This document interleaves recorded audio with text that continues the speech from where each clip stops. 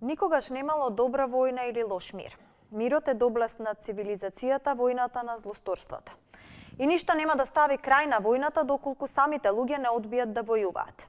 Уметноста на војувањето е уметност на уништувањето на луѓето. Големите умови носат големи пораки. Војната пак носи тага, загуба и бегалци.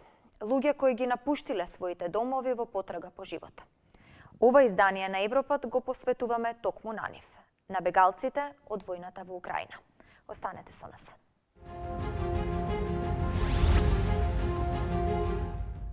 Светот го слушна плачот на малото дете кое само со кесе во рака ја помина границата од Украина кон Полска.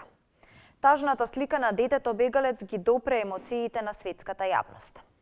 Достоевски еднаш кажа: сите идеали на овој свет не вредат колку солзите на едно дете. Пораката е повеќе од јасна.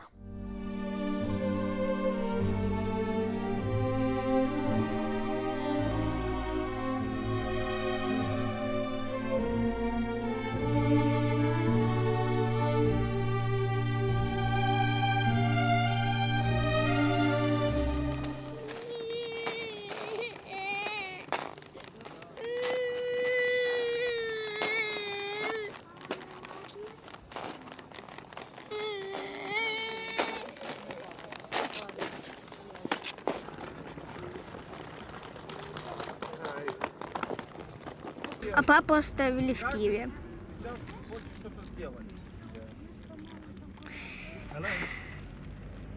И папа будет продавать что-то, будет помогать нашим героям, нашим войскам будет помогать, может даже будет воевать.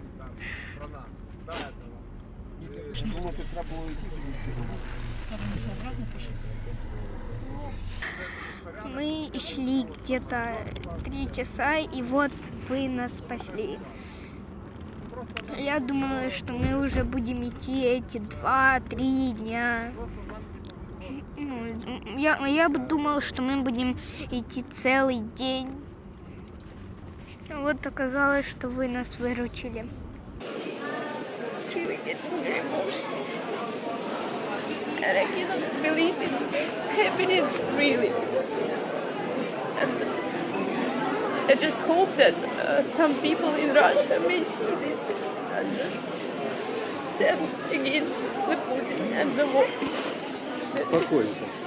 What would you want people in Russia to know or hear from you? I would like to know. I know that Russian media is blocking all information, and I would like them to know that they're not attacking just their military bases. They're actually attacking in our neighborhood, and they're making us feel insecure and very unsafe.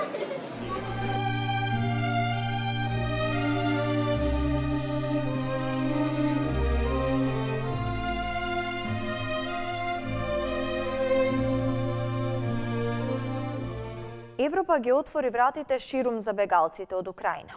Бројките брзо растат. Над 2 милиони бегалци за само 2 недели. Поголемиот дел од луѓето кои бегаат од војната во Украина се движат кон Полска. Оттаму го вклучуваме Крис Мелцер, портпарол на УНХЦР. This is Budomierz. This is one of the 8 border crossing points between Ukraine and Poland, and this one is a smaller one. Anyway, on some days, more than 4,000 refugees crossed the border here into Poland in the last days. Right now, it is relaxed, and some of the refugees can cross the border here almost immediately. The figure stands now with 2.2 million. 2.2 million refugees have left Ukraine in less than 2 weeks. And you can probably see it. It's snowing here, it's freezing cold. Some of the refugees need to stay outside, and although they don't have to wait anymore for 50 or 60 hours, it's still terrible here and dire conditions when you have to flee your own home. So that's why UNHCR is asking for your support, and I really hope you can help the refugees. Trust me, they deserve every support. Thank you. Со една најлонска кеса, пасош и пишан телефонски број на раката, 11 годишно дете дојде во Словачка сосема сам. бидејќи неговите родители мораат да останат во Украина. Волонтерите се грижаа за него, го стоплија, му обезбедија храна и пијалоци, кои ги спакуваа за да го продолжи патувањето. Сите ги освои со својата насмевка, бестрашност и решителност, достоен за вистински херој. Ова го напиша словачката полиција по изненадувањето за храброста на малиот украинец. Во следното интервју разговараме со Љубинка Брашнарска, портпарол на УНХЦР во земјава. Се наоѓаме во седиштето на УНХЦР во земјава. Љубинка Брашнарска, многу активна за време на бегалско-мигрантската криза во 2015 и 2016 година, токму тука во земјава и на границата со Грција, транзитниот центар Винојук. Меѓутоа, денеска фокусот ни е токму ова бегалска криза или бегалците од војната во Украина. Според последните податоци има околу 2 милиони бегалци во рок од 2 недели од само една земја. Што значи ова? Ке се соочи ли Европа со огромна бегалска криза? Ви благодарам прво што дојдовте и што го организираме ова интервју. И благодарност на солидарноста на Телевизија 24 со бегалците насекаде во светот. Европа веќе се соочува со голем наплив на бегалци и тоа е најголемиот наплив на бегалци по завршувањето на Втората светска војна. Значи во 80 години Европа се нема соочено со волку брзо растечка бегалска состојба на својот континент. За помалку од 2 недели, речиси за 12 дена, практично веќе дојдовме до преку 2 милиони бегалци излезени од Украина. Тоа се пред се украински граѓани и помал процент се и лица од трети држави кои што живееле и кои што воените действија ги затекле во Украина. Има и многу студенти од други држави, има луѓе кои што се таму, кои што живееле за работа, но најголемиот дел од бегалците се сепак државјани на Украина. Денеска веќе и бројките на вистина растат од ден на ден и од час на час, би рекла, бидејќи веќе денеска имаме над 2,3 милиони бегалци и До колку се очекува оваа бројка да расте? Нашите првични планирања со цел да можеме да го испланираме нашиот одговор и помошта кон соседните држави околу Украина, кои што ги прифаќаат бегалците од Украина, покажа дека до 4 милиони бегалци би очекувале доколку проложи конфликтот да ескалира во државата. Додека уште пострашни сценарија се замислуваат за внатре во Украина, бидејќи таму е уште потешко и да се пристапи до лицата на кои што им е потребна помош, а таму бројот би растел и до 12 милиони внатрешно раселени лица во рамките на Украина. Секако ние постојано сме на терен и ги разгледуваме ситуациите, не ја исклучуваме можноста и да ги ревидираме тие бројки доколку продолжат да ескалираат војните действија, зашто секако се надеваме дека нема да се случува тоа, но ситуацијата на терен не покажува тоа. Според вашите податоци, во кои земји најмногу се упатуваат бегалците од Украина? Најголем дел од бегалците преминуваат во соседните држави, особено државите кои што имаат доста голема граница со Украина. Пред се тоа е Полска. Полска има прифатено речиси 1,5 милиони бегалци веќе имаат преминато во Полска, што не значи дека во Полска се згрижени сите тие 1,5 милиони бегалци, туку дека тие преминале кон Полска. Знаете, во Европа, бидејќи во Европската унија, бидејќи нема граници, така продолжуваат и понатаму. Точно. И се уште е малку тешко да се одреди колку точно имаат преминато во други држави, но на второ место веќе по процентуална застапеност се други држави во Европа, кои што имаат примерно над 200.000 бегалци од Украина, додека следни доаѓаат Унгарија, па Словачка, има доста преминато и во Руската Федерација, во Молдавија, во Романија и најмал број има во Белорусија. Како да се спречи хуманитарна криза во Украина? Како и каде обезбедувате помош? Пред се тоа што е најважно е да државите од регионот да ги држат, да ги чуваат границите отворени за сите лица кои што се обидуваат да избегаат од Украина. Без никаква дискриминација, без никакво профилирање, дали по етничка, дали по расна линија, секој еден кој што бил затекнат од војни действија во Украина мора да има можност да добие пристап до територија, до безбедна територија во некоја од соседните држави. Тоа е прво за да може да им се обезбеди безбеден простор каде што би можеле да се засолнат. Дополнително А што им е најпотребно, освен просторот за нив во моментов, што е најпотребно? Што најмногу се бара? Секогаш прво е пристап до територија. Затоа и апелираме да останат границите отворени. Веднаш штом ќе се добие пристап до територија, потребни се најосновните алатки за помош.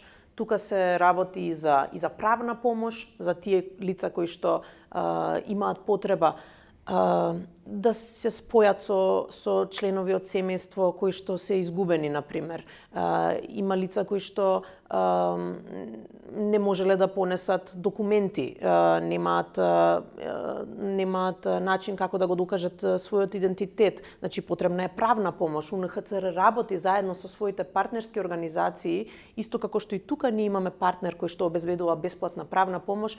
Такви партнерски организации од невладиниот сектор ние имаме во сите држави во регионот, кои што им помагаат на бегалците со бесплатна правна помош. Секако се работи и на барање азил, односно на давање на точни информации на јазикот на барателите на азил, за тоа какви се условите за барање азил и кои се правата на барателите на азил, но тоа се само еден почетен сет од помошни мерки.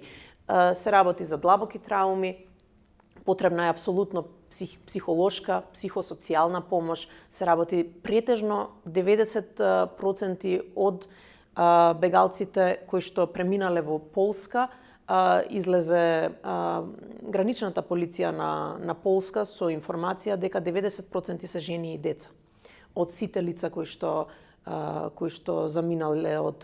преминале во Полска. Што значи дека на тие жени и деца им се потребни многу работи, но Од основни услови за живот до од основни услови за живот, од хигиенски препарати, од облека, од како што реков, психосоцијална помош, Да, ги спомнавте советување и така, но колку време може едно дете да биде без образование и да биде надвор од образовниот процес? Значи, да, во прво време се работи на стабилизација на луѓето, но многу брзо треба да се реагира со цел да може животот на жените, на децата, на сите бегалци да продолжи во рамки на државата која што ги згрижила и која што ним ќе им биде како втора мајка за време траењето додека тие не можат да се вратат дома во нивната татковина. Бидејќи всушност тоа е и концептот на меѓународна заштита. Така, ги спомнавте траумата кај луѓето кои што бегаат од војна, тоа е неминовно. Спомнавте дека се обезбедува помош. Меѓутоа, тука споруваме за деца, за трауми кои што кај возрасни луѓе не поминуваат за цел живот. За децата тоа е можеби најголемата траума, можеби и целосно го променува животот понатаму, градејќи се како одредена личност. Како успевате да им обезбедите помош на овие во најпрв план можеби би ги кажала децата, па потоа и возрастните луѓе психолошки да го надминат моментот, можеби не да го надминат, меѓутоа да се соочат со сето тоа и да продолжат понатаму во животот? Најважно од се е да се сочуваат семејствата заедно. Во многу ситуации се разделуваат семејства при бегање. И тоа е првото нешто што се работи со цел да се сочува психолошкото и менталното здравје на децата и на родителите е да се обединат заедно семејствата.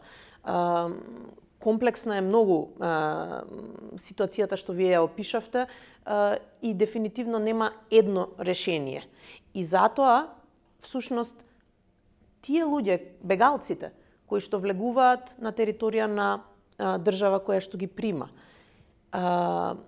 мора холистички да се гледаат и мора системот да ги гледа на ист начин на кој што ги гледа своите граѓани. Колку земјите се спремни во овој период не само да ги примат, туку и да ги заштитат, не само да ги отворат вратите за влез, за да влезат овие луѓе кои што бегаат од војна, туку да им обезбедат еден нормален живот? Зборуваме за соседните земји. Прво би сакала да кажам дека ниту една држава не е сама во овој свет, вклучувајќи ја и Украина, и вклучувајќи ги луѓето кои што бегаат од Украина, но исто така не се сами ниту државите од регионот. Ние како организација сме присутни на терен. Обезбедуваме сериозна хуманитарна помош секаде каде што можеме да пристапиме. Во околните држави апсолутно имаме пристап на секаде и веќе обезбедуваме и авионски карго превоз за материјални добра, како на пример ќебиња, за прва рака што се дистрибуираат. Зборувате за оние импровизирани кампови во соседните земји, така? Точно. За помош која што се дистрибуира и не само во кампови, туку и на самите гранични премини. Знаете, имате ситуации каде што на одредени гранични премини последните денови се чекаше по 50, по 60 часа во ред за да се премине таа граница. Температурите таму на север се уште пониски од кај нас. Замислете дење ноќе да чекаат луѓе, дури да се во совршено здравје, луѓе ќе се разболат во такви услови.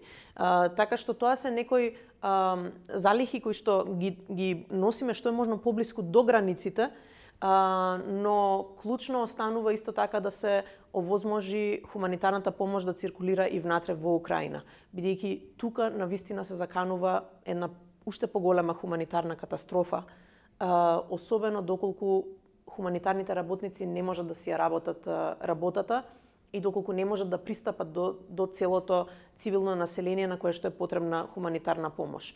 А тоа население е многу побројно отколку бегалците кои што досега Успевате ли да стигнете до тие луѓе во Украина? Можам само да кажам дека се гордеам со колегите мои кои што навистина се трудат максимално во услови кога и нивниот живот не е гарантиран, да обезбедуваат помош постојано. Не успеваат секаде да достават и затоа уште еднаш апелираме да се отвори простор за да можат хуманитарните работници да си ја вршат својата работа. Го спомнавте терминот меѓународна заштита. Може да ни го поедноставите за гледачите и како се активира истиот? Меѓународна заштита се активира кога одредена држава не може веќе да ги штити своите сопствени граѓани. Државите од меѓународната заедница се имаат заветено дека штом ќе се случи една држава во светот да не може да ги штити своите граѓани и кога цивилите во една држава ќе бидат изложени на војни действија, на конфликт или пак на прогон по одредена основа заради припадност на одредена раса, етничка заедница, друга социјална група, тогаш државите од светот стануваат држави кои што се обврзани да ги штитат правата на нивната територија. Кога еден бегалец ќе дојде на територија на одредена држава, тогаш таа држава е должна да обезбедува заштита за тој бегалец, бидејќи сопствената држава на тој бегалец не може да ги гарантира неговите најосновни човекови права. Македонија е потписничка на Конвенцијата за статус на бегалци. Ова значи дека е обврзана да помогне доколку бегалци дојдат на територијата на Македонија. Апсолутно. Државата е обврзана. Обврзана е и со правни инструменти, обврзана е и со човечки, односно морални инструменти, да ги штити бегалците, и заради тоа и јас си повикувам